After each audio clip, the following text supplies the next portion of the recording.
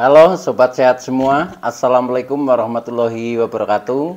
Salam jumpa kembali dengan saya Sugito di channel Berbagi Sehat, channel edukasi dan motivasi seputar asam lambung, gejala inisiatif psikosomatis. Berdasarkan pengalaman saya sebagai orang yang pernah mengalami penderitaan asam lambung, gejala inisiatif psikosomatis. Harapan saya khususnya kepada teman-teman yang masih dalam penderitaan asam lambung, gejala inisiatif psikosomatis, setelah menonton video ini akan dapat tersugesti dan termotivasi untuk dapat cepat sembuh. Saya bisa sembuh, insya Allah teman-teman pasti juga bisa sembuh. Badai pasti berlalu. Baiklah teman-teman, pada kesempatan kali ini saya akan berbagi seputar asam lambung, gejala inisiatif psikosomatis dengan topik perut kembung, begah, dan cara mengatasinya. Baiklah teman-teman ya, sebelum saya lanjutkan, tolong yang belum subscribe channel ini, klik subscribe dan loncengnya, supaya teman-teman tidak ketinggalan konten video-video berikutnya. Dan jika suka, klik like, selalu bagikan ke sosial media teman-teman. Semoga bermanfaat buat kita semua. Baik, kita lanjutkan. Jadi topik kita kali ini adalah perut kembung, begah, dan cara mengatasinya. Teman-teman semua perlu kita sadari bahwa penderitaan asam lambung, gejala inisiatif psikosomatis yang disebabkan oleh multifaktor ya, baik itu faktor fisik maupun faktor psikis, dengan sensasi yang sangat beragam mulai dari ujung rambut sampai dengan ujung kaki yang sering kita kenal sebagai 1001 rasa sensasi. Memang perlu kita tangani dengan bijak agar penderitaan asam lambung, gejala inisiatif psikosomatis dapat cepat membaik atau dapat cepat sembuh total. Nah teman-teman semua, pada kesempatan kali ini saya fokus sharing terhadap teman-teman yaitu tentang perut kembung dan begah ya, dan cara mengatasinya.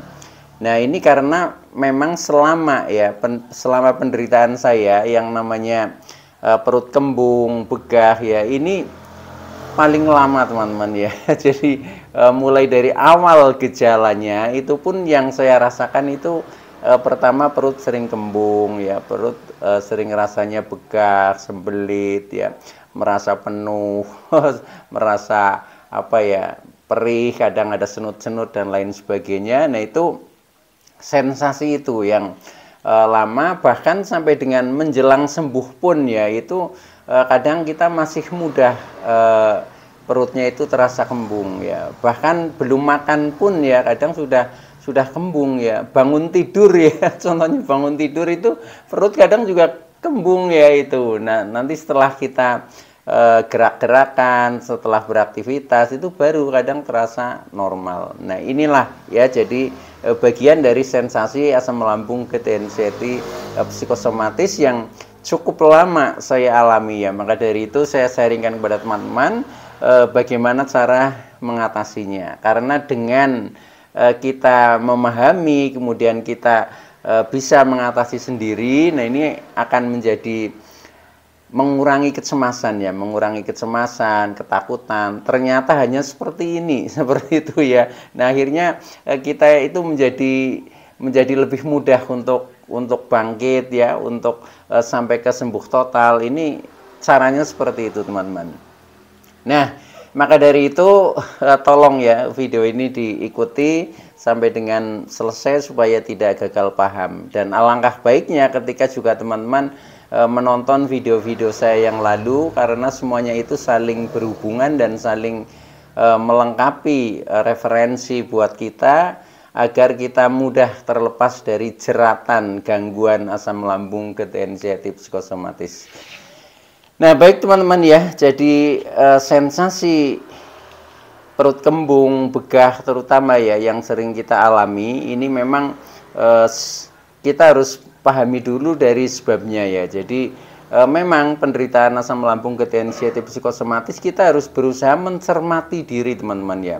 Mencermati diri, kita kadang flashback ke belakang ya. Nah sebab-sebabnya apa sehingga muncul sensasi seperti itu. Nah ini, nah maka dari itu ketika saya simpulkan ini ada beberapa faktor memang yang yang kadang menyebabkan kenapa sih kok perut kita menjadi kembung ya, menjadi begah, merasa penuh ya, itu seperti itu, sehingga rasanya menjadi tidak nyaman.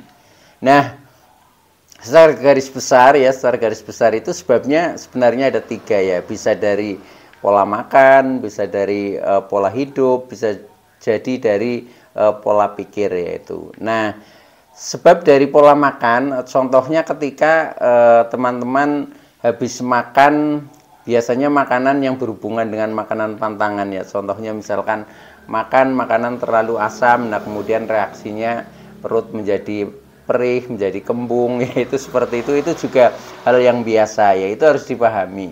Atau bisa juga mungkin makan terlalu banyak, itu juga otomatis ya, itu perut menjadi begah, menjadi kembung. Nah itu.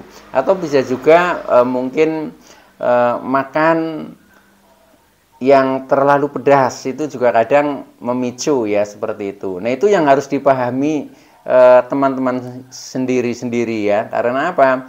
Karena dengan kita memahami seperti itu, kita akhirnya bisa merubah sikap kita ya terhadap mensikapi terhadap makanan-makanan itu. Nanti itu yang akan membuat kita menjadi semakin membaik ya. Bukan berarti kita misalkan harus mantang terus, itu enggak ya. Karena kalau mantang terus juga efeknya tidak baik ya. Maka dari itu kita harus istilahnya beradaptasi ya, beradaptasi, menyesuaikan istilahnya lambung dengan makanan-makanan yang sensitif ya, agar menjadi lebih harmonis ya di dalam pencernaan kita. Itu sebenarnya hanya seperti itu.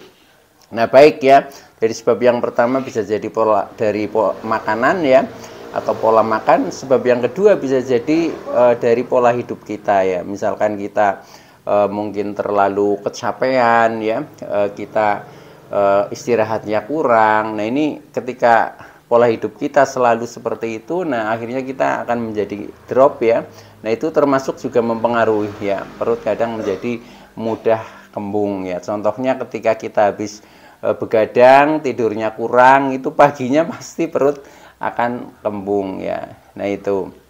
Nah selain itu bisa jadi dari pola pikir ya. Contohnya kita stres, banyak tekanan ya, banyak tekanan pikiran, banyak tekanan emosi ya, banyak tekanan perasaan. Nah, ini juga efeknya seperti itu sama ya, perut menjadi kembung. Kenapa begitu? Karena ketika pikiran ini tegang, banyak pikiran yang belum terselesaikan ya. Nah, akhirnya respon lambung ya, makanya lambung disebut sebagai otak kedua. Ketika pikiran kita itu tegang, nah otomatis lambung juga akan tegang juga. Akhirnya menjadi memproduk asam lambung lebih banyak ya. Nah, karena asam lambung juga mengandung gas, nah akhirnya menjadi rasanya kembung. Itu seperti itu. Nah, itu juga harus dipahami. Atau tidak hanya beban pikiran ya, beban emosi ya. Ketika kita sering marah-marah ya, ketika emosi kita sering tidak stabil ya, jengkel ya, bunek dan lain sebagainya. Nah itu akhirnya juga sama reaksinya, perut menjadi kembung ya, itu seperti itu. Termasuk dari segi tekanan perasaan ya, ketika kita merasa sedih berkepanjangan, merasa tertekan, merasa tidak bahagia, merasa dibully dan lain sebagainya, itu pun sama seperti itu ya. Makanya faktor yang bersifat psikis ini ya, itu yang sering kita sebut sebagai pola pikir. Nah ini memang lebih kompleks ya. Nah itu juga harus disadari supaya kita nanti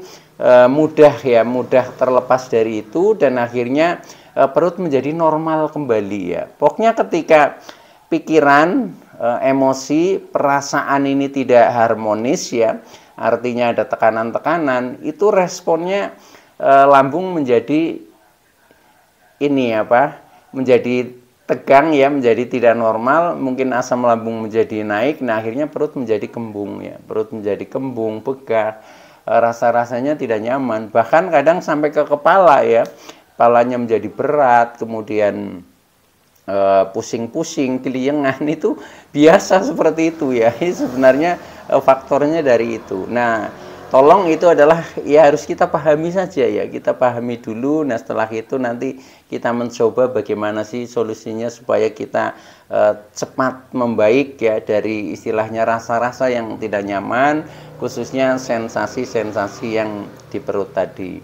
Nah, menginjak kepada hal yang kedua, kalau tadi adalah sebab-sebabnya ya, kemudian yang kedua adalah cara mengatasinya ya, cara mengatasinya. Dan ini apa yang saya sampaikan ini adalah hal-hal yang sudah saya alami ya, sehingga saya sharingkan kepada teman-teman, mudah-mudahan bermanfaat ya, bisa membantu teman-teman yang masih merasakan sensasi-sensasi seperti itu menjadi cepat pulih ya, cepat pulih akhirnya menjadi cepat sembuh gitu. Nah, baik teman-teman ya. Jadi cara mengatasinya ketika perut kita masih sering merasa kembung ya, merasa kembung, begah, merasa penuh ya, sembelit, perih dan lain sebagainya. Dari sebab-sebab tadi yang sudah saya sebutkan, ini yang pertama ya, cara mengatasinya adalah satu, hindari makanan pantangan ya, atau kendalikan ya, kendalikan makanan pantangan yang kontra dengan lambung. Contohnya makanan pedas ya, makanan yang berlemak tinggi, kemudian makanan contohnya yang bersantan, berminyak ya, makanan yang alot-alot, kemudian yang asam-asam, buah yang rasanya sangat asam lah ya, ini itu juga dihindari. Kemudian minuman seperti minuman yang beralkohol, kemudian berkafein ya, ini itu juga dikurangi ya. Jadi semuanya itu dikendalikan. Bukan berarti kita harus mantang seterusnya ya, tetapi dikendalikan saja. Minimal porsinya dikurangi, hal-hal yang seperti itu ya, yang masih sensitif, nah itu kita kurangi saja. Jadi kita bolehlah makan tapi sedikit saja, asal secara rasa itu kita dapat, itu seperti itu. Itu yang saya praktekkan seperti itu. Jadi saya tidak istilahnya mantang seterusnya, enggak ya. Dulu saya mantang yang serius itu hanya 6 bulan ya. Setelah itu kita coba terus ya, coba terus. Nah akhirnya bisa pulih kembali ya, normal kembali sampai dengan sekarang ya, alhamdulillah. Kemudian saya bisa sharing kepada teman-teman, mudah-mudahan kita juga bisa saling mendoakan ya. Saya selalu diberi kekuatan, kesehatan. Demikian juga buat teman-teman yang masih ada sensasi-sensasi, juga saya doakan mudah-mudahan cepat membaik ya, cepat sembuh ya, dan akhirnya bisa beraktivitas normal kembali seperti sedia kala ya, sebelum terkena asam lambung, ketensiatif, psikosomatis. Allahumma amin.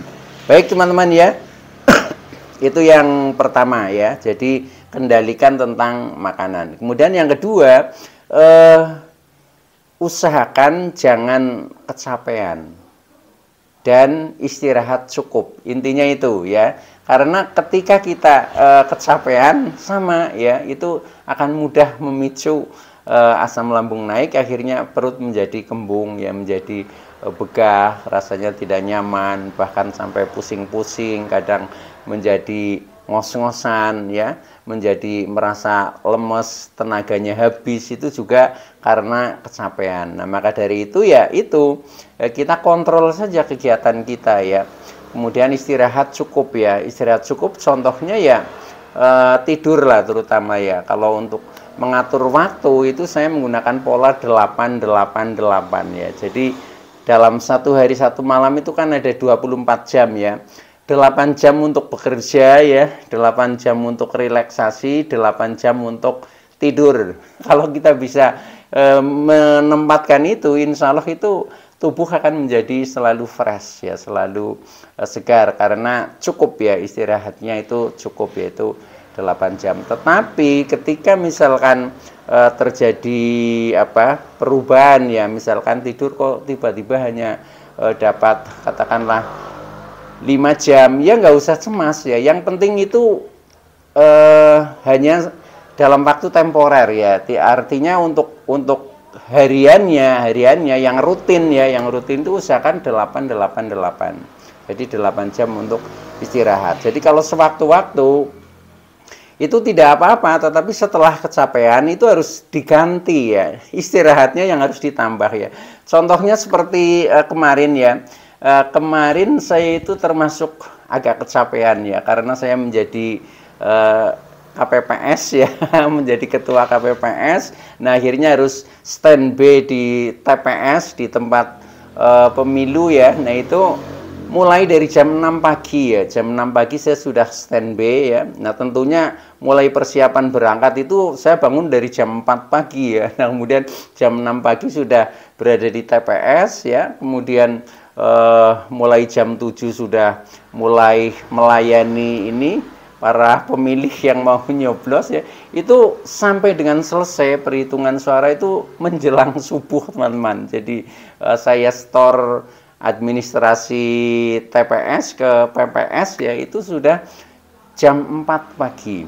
Nah, itu secara fisik berarti saya kecapean itu. Cuma saya sadari saya juga harus waspada karena saya punya riwayat dulu ya tentang asam lambung ketensiatif psikosomatis. Nah, setelah kecapean seperti itu, nah kemudian di siangnya saya pakai istirahat ya. Jadi katakanlah hari berikutnya itu, katakanlah satu hari itu hanya untuk istirahat lah, untuk tiduran. Itu sebagai gantinya ya, gantinya karena pada hari itu, pada hari pas pencoblosan itu kurang ya. Nah, itu harus diganti. Nah, itu dengan cara seperti itu juga akhirnya tidak masalah, teman-teman. Jadi pokoknya kita harus bisa menempatkan diri dan bisa mengendalikan diri. Itu harus diatur oleh diri kita sendiri, bukan oleh orang lain ya. Jadi karena kita yang merasakan ya, kita yang mengalami ya, kita yang melakukan solusinya itu seperti itu.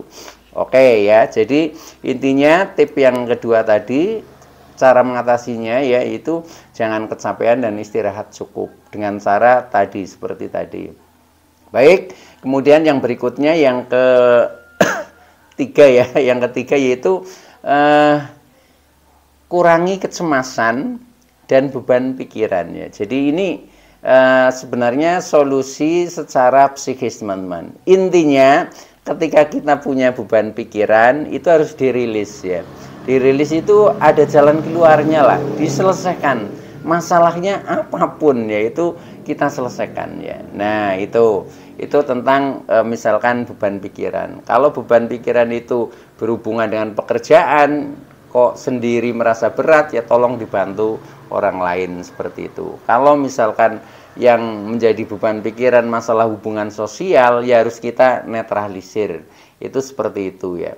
Kalau beban pikiran yang menjadi pikiran ini masalah hubungannya pribadi, misalkan masalah hubungan sosial atau mungkin masalah ekonomi, itu pun semuanya harus diselesaikan lah. Dan ini kuncinya juga ada pada diri kita sendiri. Yang penting kita ada itikad ya, ada niat, kemudian lakukan. Nah, pasti bisa. Itu seperti itu. Kadang kita ada niat, ada keinginan, tetapi untuk melakukan kadang malas. Nah, ini di sini yang kadang menjadi lambat, walaupun pada akhirnya juga akan terselesaikan dan kita akan sembuh juga, tapi menjadi lambat itu. Maka dari itu ya, kalau ingin cepat sembuh memang kita harus banyak melakukan ya, melakukan tip-tip lah ya, tip-tip, metode-metode, cara-cara bagaimana untuk menuju ke proses kesembuhan. Maka dari itu buat teman-teman ya, silakan untuk lebih bersemangat, kemudian untuk istilahnya peduli terhadap diri kita sendiri supaya kita menjadi cepat membaik, gitu, seperti itu. Nah, hubungannya dengan itu, selain kita kadang juga beban pikiran, itu harus dikurangi juga beban emosi ya. Nah, beban emosi itu kadang sulit juga karena kadang emosi itu dipicu dari faktor luar ya, dari faktor luar yang memicu kita, kemudian kita menjadi emosinya naik ya. Tetapi sebenarnya itu bagaimana kita mensikapi ya. Karena kita terpancing, nah itu usahakan kita jangan terpancing, itu seperti itu.